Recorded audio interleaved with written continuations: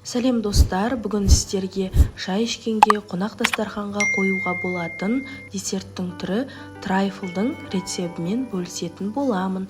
Сондықтан да видеоны соңына дейін тамашалап, менің каналыма жазылып кетіңіздер. Ол үшін жұмыртқа мен қантты алдын ала әппақ болып көпіргенше 5-10 минут миксерлеп аламыз. Одан кейін сұйық майымызды, сүтімізді құйып, тағы да миксерлейміз, бәрі араласқанша. Одан кейін құрғақ заттарымыздың барлығын осылай бір ыдыста араластырып, електен өткізіп, массамызға 2 немесе 3 бөлікке бөліп қосатын боламыз. Мен барлығын алдын ала електен өткізіп қойдым. Міндетті түрде електен өткізу керек, сонда бисквиттеріңіз жақсы болып көтеріліп шығады.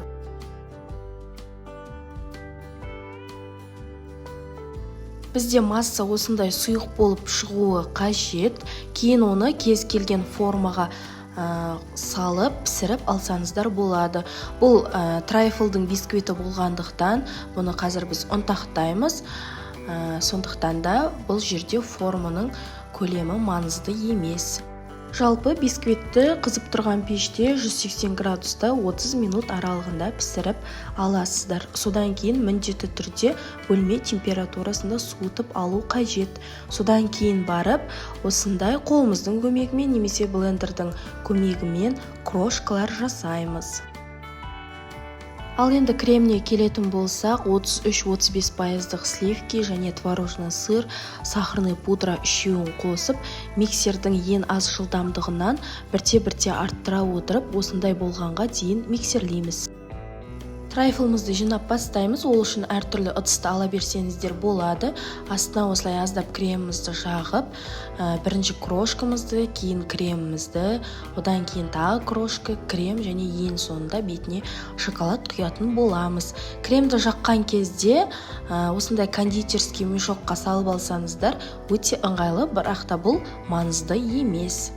Және арасына өздеріңіз қалауларыңыз бойынша әртүрлі жемістерді салсаңыздар да болады. Сол кезде дәмді болып шығады.